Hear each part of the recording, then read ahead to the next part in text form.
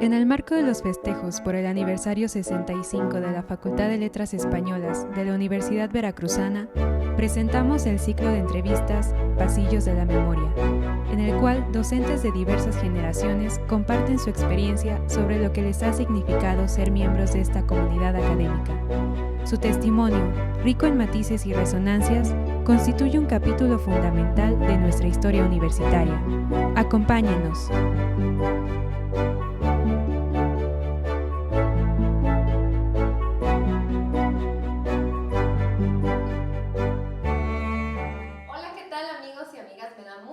Saludarlos una vez más en otro video que estamos realizando en honor al 65 aniversario de la Facultad de Letras Españolas de la Universidad Veracruzana, en donde vamos a conocer un poco más sobre los profesores que dan clases aquí, que algunos de ellos fueron alumnos y ahora son profesores, y algunos otros no. Entonces vamos a conocer su trayectoria académica, sus intereses literarios, y también nos vamos a adentrar un poquito en sus intereses personales. Estoy aquí con el maestro Ricardo Brito, a quien me da muchísimo gusto saludar. ¿Cómo está, maestro? Hola, mucho gusto. Pues todo bien. Muy bien. Hasta ahora todo bien. Vamos a empezar por el principio. Cuénteme cómo surgió su interés por la literatura. A veces surge desde la infancia. ¿Ese fue su caso? No, creo que no desde la infancia. Fue hasta la preparatoria.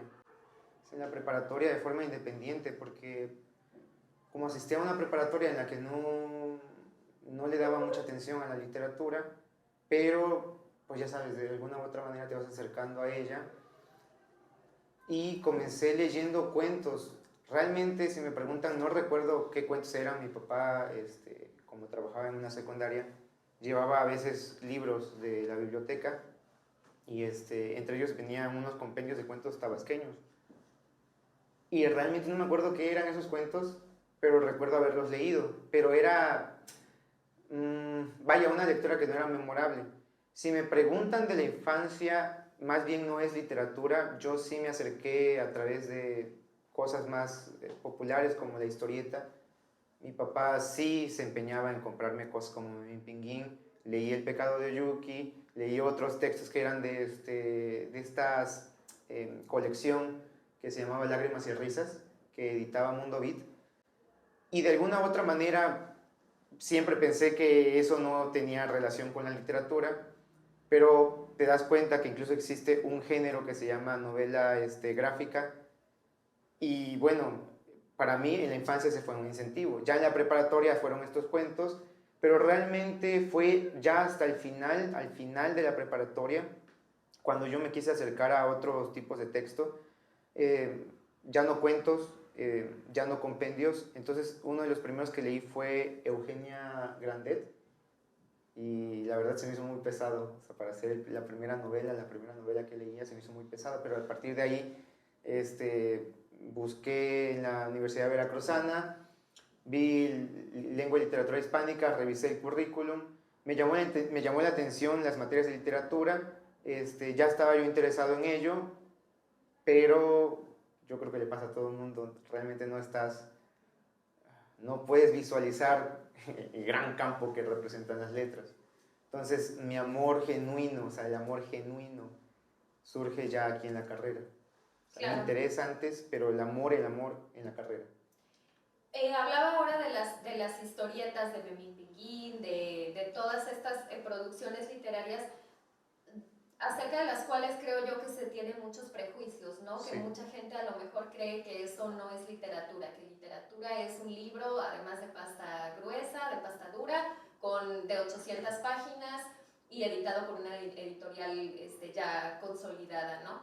Pero ahora siento yo que han surgido otras propuestas, sobre todo de narrativa gráfica, que no son menos literatura que cualquier clásico del siglo XX o del siglo XIX, ¿no? ¿Qué piensa usted sobre eso? Sí, sobre el prejuicio, muchos prejuicios. En la época en la que yo comencé a leer Memín Pinguín, los llevaba a la primaria y me las quitaban los profesores. Sí, me censuraban, o sea, sí los quitaban, o sea, sí los arrebataban. Recuerdo que un par de amigos, recuerdo sus nombres, uno se llamaba David, el otro sinceramente se me fue el nombre, pero comenzaron a comprar también las historietas porque yo las compraba y también se las quitaban en las escuelas. Pero entonces yo también crecí de alguna u otra manera con ese prejuicio de decir, pues si me las quitan, pues tal vez no tienen ningún provecho, aunque pues a mí me gustan, las seguiré comprando. Pero sí seguía haciendo la distinción entre esto más popular y la gran literatura que se siente hasta solemne. Yo descubrí Frank Miller, la novela de 300, y para mí fue un cambio en cómo veía incluso la historieta. Cuando descubrí también que los mismos cómics que yo leía tenían historias más serias, me di cuenta que realmente, o sea, los prejuicios son una cosa, pero la realidad es otra. A veces no nos acercamos a este tipo de literatura pues, por miedo a decir, estoy leyendo esto y me siento un poco inferior por leerlo. Luego, cuando egresé y estuve en la especialización de promoción, pues comencé a leer cómo estas historietas, estas novelas gráficas, pues sirven como un puente entre el lector que quiere ser lector autónomo, un lector un poquito más serio, más recurrente, es la palabra, más recurrente, pues a veces entrarle a través de la novela gráfica o entrarle a través de historietas, pues suele ser un buen recurso, incluso puede ser hasta un recurso didáctico, porque sí tiende puentes, o sea, la novela gráfica sí tiende puentes entre un lector no experimentado y que se enfrenta, no sé, contra una historia como la Ilíada y la Odisea, que está a distancia tanto temporal como distancia geográfica. No estamos familiarizados con la historia de Grecia cuando comenzamos a leer la Ilíada y la Odisea, pero si leemos una adaptación gráfica de la Ilíada y la Odisea, es mucho más fácil de digerir. Entonces sirve como un puente. Me gusta que en los últimos años he visto bastante impulso a este tipo de literatura gráfica, precisamente para llevar a los intereses de los lectores nuevos a obras más clásicas y que a veces suelen pensarse que son pesadas, aunque en realidad es que no estamos familiarizados con ello. En ese sentido, creo que usted en su práctica de promoción de la lectura a lo mejor usa mucha narrativa gráfica.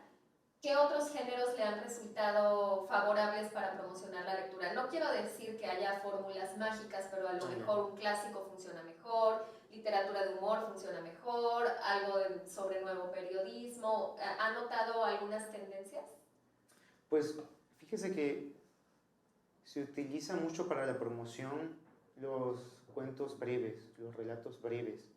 Y en los últimos años, eso nos lo comentaba una profesora con quien tuvimos un curso, nos comentaba que pues los cuentos breves, la narrativa breve, se había convertido en un impulsor de la promoción de la lectura, precisamente una por la brevedad, otra porque a veces están asociadas con lo que tú dices, con la comedia, con lo gracioso. Los remates de estas narrativas breves, pues a veces, no siempre, pero a veces pues te suele sacar alguna sonrisa. Entonces, bueno, yo diría que la narrativa breve junto con la novela gráfica y en general la narrativa transmedia, no necesariamente textos, sino cuestiones populares como la música o incluso las películas, pues ayuda a la promoción en general. ¿Usted piensa en algún motivo para promocionar la lectura? ¿Por qué diría usted que hay que promocionarla? ¿Qué hace falta en esa área o cuáles son los retos que usted puede observar? Bueno, que hay que promocionarla, pues hay que promocionarla. Sí. Es muy amplio. Es como preguntar qué es literatura y ahora preguntan, ¿pero por qué promocionar literatura? Es igual de amplio.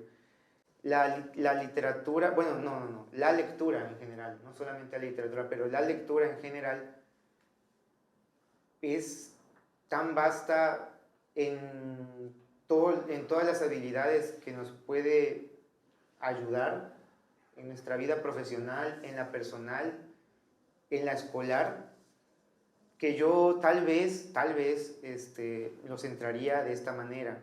La lectura nos ayuda a nosotros en esta sociedad escrita precisamente porque estamos en la sociedad escrita. Todo nuestro mundo es escrito. Desarrollar esta capacidad escrita a la par de la capacidad lectora nos ayuda a llevar mejor nuestras actividades profesionales dentro de esta sociedad, nuestras actividades personales dentro de esta sociedad y nuestras actividades escolares dentro de esta sociedad escrita.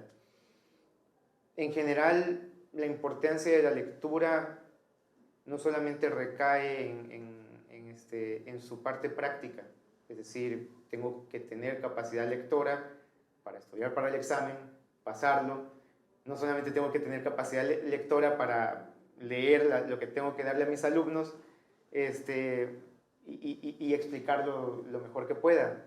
O sea, no solamente tengo que leer para eso, sino también porque de forma personal la lectura sí te va transformando. O sea, sí es cierto esa metáfora de que la lectura alimenta el alma. Sí es cierto, eso es muy antiguo. Esta lectura escapista precisamente porque era como una pequeña esfera en la cual tú te encerrabas y escapabas de todo el caos del mundo urbano, en el caso de los griegos y de los latinos, y te transportabas a un locus amenus, a un lugar bucólico. Sí te alimentaba el alma, o sea, sí te daba paz por unos momentos, y creo que a la fecha eso sigue siendo importante, o sea, sigue siendo importante la parte de esparcimiento. Claro. ¿Recuerda usted su ingreso a la Facultad de Letras, tanto como alumno y ahora como profesor? Sí, lo recuerdo muy. Cuando entré a la facultad estaba abrumado. Estaba abrumado porque de pronto mi primera clase fue con el doctor Saúl, y el maestro comenzó con la clase, o sea, nos preguntó un par de cosas, tus aspiraciones, de dónde vienes, cuál es tu nombre. Y llega la clase y de pronto empieza mucha información. Por supuesto, tenía el interés por la lectura, pero habían compañeros que tenían más lecturas, otros en aquel momento no lo sabía, pero otros tenían menos lecturas que yo incluso. Entonces éramos variados, pero en ese momento no estás pensando en los demás, tú estás pensando en ti, no sé a dónde me metí, de pronto hay mucha información y de pronto te preguntas, ¿cómo llegan a saber todo lo que saben? ¿Y cómo llegan a manejarlo con esa capacidad de retención y reflexión tal que de pronto solamente comienzan a hablar y conectan ideas con otras? Yo estaba abrumado y jamás me imaginaba egresando de esta carrera porque pensaba, es imposible hacer eso. Con el paso del tiempo, o sea, ya cuando iba yo avanzando en la carrera y el desarrollo profesional y personal, porque algo tiene la Facultad de Letras Españolas, es muy acogedora, o sea, su comunidad es muy familiar, es como estar entre familia. Y como tenemos los mismos intereses, no cuesta nada de pronto comenzar a platicar con la persona que estaba en el pasillo esperando una clase de tercer semestre y tú en primer semestre. De pronto empiezan a platicar y son los mejores amigos del resto de la carrera. Suele pasar. Y entonces con ese paso del tiempo, en ese ambiente personal tan grato, me di cuenta, o sea, de pronto cerré los ojos, los abrí y dije, ay, creo que ya he avanzado, me sentía más seguro de mí mismo. Veía a mis compañeras y compañeros y también los veía más seguros de sí mismos, pero debo decir que entre más te aproximas a egresar, como que retorna la inseguridad, o sea, retorna la inseguridad que tuviste en el primer semestre y de nuevo tienes que estar acompañado, o sea, tienes que estar acompañado de los profesores y acompañado de tus compañeras y compañeros para volver a superar la inseguridad que te causa ahora egresar. O sea, sí es una evolución. Yo diría que estar en la Facultad de Letras es evolución. O sea, si ingresas, te sientes abrumado, confías en ti y luego te vuelves a sentir abrumado para volver a confiar ya no solamente en ti, en lo que tú sabes, sino en los demás, porque te das cuenta que pues, las cosas no se hacen porque uno sea el que todas las puedes. Sí me explico. Sí. Es todo un shock al principio, yo creo, ¿no? Sí. Y después va siendo como un viaje de conocimiento.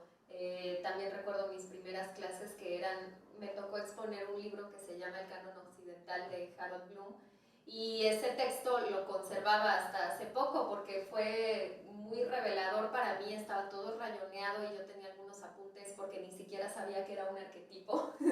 O sea, acababa de salir de prepa, había muchas palabras que yo no sabía de ese nivel.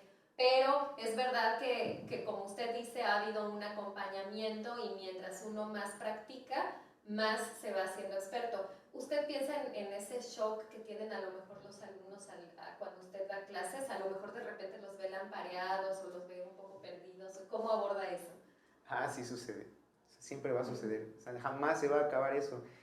Y es normal, no solamente en el paso de la preparatoria a la universidad, sino también desde la secundaria a la preparatoria y de la primaria a la secundaria. Entonces, siempre que hay un cambio en tu ambiente, en el que no sé, desarrollaste durante 3 años y 6 años, siempre hay un cambio. Entonces, cuando yo tuve mi primer día de clases como profesor, es como verme a mí mismo sentado.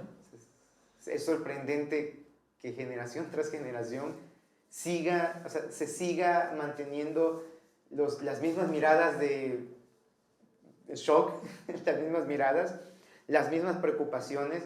Entonces, así como, a ver, aquí hay una gran responsabilidad, porque así como a mí me acompañaron, yo sí sentía la gran responsabilidad de ahora yo acompañar a mis alumnos. Entonces, vaya, no es que uno sea infantil con ellos, porque ya tienen 18 años, son adultos, pero sí uno es, vaya, empático, trata de empatizar con ellos. Uno ya sabe lo que es estar sentado como alumno el primer día de clases, uno ya sabe que es enfrentarse a la literatura clásica por primera vez, a los textos de estudios más serios por primera vez. Entonces, de mi parte, yo traté de seguir el ejemplo que tuve con mis profesoras y profesores, es decir, de acompañamiento, de comprensión, de empatía con cada uno de mis alumnos, y también de motivarlos, no solamente en mi materia, sino a continuar en la carrera de letras, que no se desanimen, porque en los primeros semestres, pues a veces vamos en altos y bajos, con muchas emociones, con muchas preguntas de, ¿será esta la carrera que voy a ejercer para siempre? ¿La voy a ejercer? ¿Qué voy a hacer una vez egresado? ¿Qué hago aquí? Es una pregunta de ¿qué hago aquí? Yo soy consciente de esas preguntas porque yo y mis compañeros las tuvimos, y en la medida de lo posible trato de empatizar con ellos, comprenderlos como lo hicieron mis profesores. Okay. Ellos me ayudaron bastante. Sí, es fundamental, yo creo, un profesor en ese sentido, como un guía hacia los estudiantes, no para que sigan sus propios pasos, sino para que se vean en ese espejo de que hay gente que ha podido mejorar cada vez más, ¿no? Yo creo que la carrera de letras es muy de práctica, es muy de estar leyendo y escribiendo, y no creo que haya caminos cortos para eso, ¿no? Para mejorar. Sí, no hay caminos cortos. O sea, no, de verdad no hay caminos cortos. A veces queremos las cosas lo más rápido posible, pero no funciona eso. Yo creo que en ninguna profesión tendría que funcionar así. O sea, ¿cuándo te volviste experto en algo? No, pues anoche. O sea, no sí. Puedes. Te estás volviendo un profesional en la carrera que tú elegiste, y no puedes hacerlo de la noche a la mañana. Obviamente los alumnos esto lo van comprendiendo cuando van avanzando, pero pues justamente la responsabilidad de ahora como docente, pues no es nada más enseñar, o sea, dar la información y poner la información en el pizarrón, que ellos copien, sino también hacer conscientes a los alumnos que toda esta información pues no es nada más para llegar, me la quedo, sino también es una para compartir, y dos porque ellos se van a convertir en profesionales de las letras, o sea, en esta carrera. Sí es importante no solo dar información, sino también guiar al estudiante a decirle por qué te estoy dando toda esta información y qué es lo que puedes hacer con toda esta información. ¿Ha notado usted en sus estudiantes ciertas tendencias en cuanto a lo que les gusta leer o en cuanto a los estilos que tienen para escribir? Sí, en cuanto a lo que les gusta leer, en general, como en mi generación, les gusta mucho literatura como estilo Harry Potter, esta literatura popular, más popular. Pero también por ahí noté que uno de mis estudiantes llevaba cómics aquí a la facultad. Es como verme a mí mismo, como verme reflejado por ese gusto. Pero fíjate que también hay alumnos y también hay alumnas que leen, o sea, ya leían literatura clásica, o sea, leían algunas que otras cosas de clásicos, de filosofía. Y bueno, hay variedad en cuanto a los gustos, eso siempre va a existir, variedad en cuanto a los gustos. Lo que sí es que casualmente, no sé cómo sucederá en otras materias o si mis alumnos son así en general, pero casualmente cuando empezamos con la literatura grecolatina, yo pensaba, es que es difícil entrarle por la Ilíada. La Ilíada empieza a la mitad de una guerra, pero se empezaron a enamorar de la Ilíada, o al menos eso fue lo que me empezaron a decir, que les estaba gustando la Ilíada, luego les gustó la Odisea, y luego les empezó a gustar cada texto clásico que íbamos leyendo, y comenzamos de caras en shock y de gustos variados a tener ahora un gusto en común, que es al menos esta parte de la literatura clásica. Pero en cuanto a reconocer si tienen gustos variados. Los notas por los comentarios que hacen y por las cosas que llevan a la facultad, o sea, para leer. ¿Y cómo diría usted que es la relación entre sus estudiantes y las nuevas tecnologías? Por ejemplo, hay fenómenos editoriales en Wattpad, han salido ahí autores que resultan ser exitosísimos, que incluso adaptan lo que escriben en Wattpad a películas o a series, o con aplicaciones como Bookmate, que son para leer, o la lectura en línea. ¿Cómo ve usted esa relación? Lo de Wattpad no lo sé, o sea, de verdad no lo he preguntado. Sería bueno, se los voy a preguntar. Si están viendo esto en algún punto del futuro, se los voy a preguntar. No sé cómo ven ellos este tipo de aplicaciones, pero lo que sí es que los textos se los doy algunos para más fácil, algunos digitales, algunos están digitales, les digo, miren, están disponibles digitales en ebook y tal, y ellos prefieren el formato físico, ellos prefieren en general el formato físico. Les dije, no es necesario comprar físico la Odisea, lo pueden tener en digital, y 2 clases después tenían la Odisea en físico, casi todos, y todos querían conseguirlo en físico. Uno creería que entre más joven, más apegado a lo digital, pero creo que nunca se ha perdido el amor hacia lo físico. Entonces, realmente de mis estudiantes, por lo que he visto, tienen más apego todavía a lo físico, aunque por supuesto manejan lo digital, pero tienen más apego todavía a lo físico. En cuanto a lo de Wattpad, no sé, pero sí se los voy a preguntar. Se los voy a preguntar. Porque también hay géneros que, no sé si sea el caso de la Odisea particularmente, o de la Ilíada, o de textos más clásicos, pero hay textos que no siempre admiten la lectura en digital. Por ejemplo, los cómics, de que se pueden leer, pero tienen una relación con la página muy especial, muy específica, que no hay que pasar por alto cuando leemos, además de que no todos los dispositivos leen color, ¿no? Si es que el cómic está impreso en color. No sé si pasa algo similar con textos como la Odisea, que a lo mejor por ser muy clásico y grecolatino, necesita el formato físico. Tal vez sí, es así, porque también, como tienen notas al pie, son ediciones críticas, tienen notas al pie, es mucho más fácil para ellos estar con el texto físico e ir a las notas al pie. Yo creo que sí. Claro. Yo creo que también eso les llama la atención. Claro. Bueno, antes de cerrar esta entrevista, me gustaría que le diera una recomendación de algún libro a quienes nos estén viendo. La vida es sueño. La vida es sueño, de Calderón de la Barca. yo había leído, ya o sea, cuando leí La vida de sueño, ya había leído el Quijote y para mí el Quijote era lo máximo, estaba acá. O sea, no había vida más allá del Quijote. Ya había leído otros textos que Manhattan Transfers también fue uno de los que me dejó pensando y reflexionando. Pero cuando leí La vida de sueño de Calderón de la Barca, en lo particular, ese texto, cómo me... ¿sabe? Los sueños, sueños son, ahí quedé, ahí quedé. Entonces, si hay un texto que les recomiendo leer, no solamente personal, o sea, personal, yo solo, sino compartirlo, hablar de él, conversarlo con otras personas, es La vida de sueño, la verdad. Es un cierre magnífico de los siglos de oro. Tiene personalidad clásica, maestro, eso me gusta. Eso me gusta. Eso han dicho. Eso han dicho. Sí, sí, sí. Bueno, pues les agradecemos mucho que nos hayan visto una vez más en otro de los videos que tenemos para ustedes. Los invito a que no se pierdan esta serie de entrevistas y les agradezco que hayan estado con nosotros. Muchas gracias y nos vemos muy pronto. Hasta luego, gracias.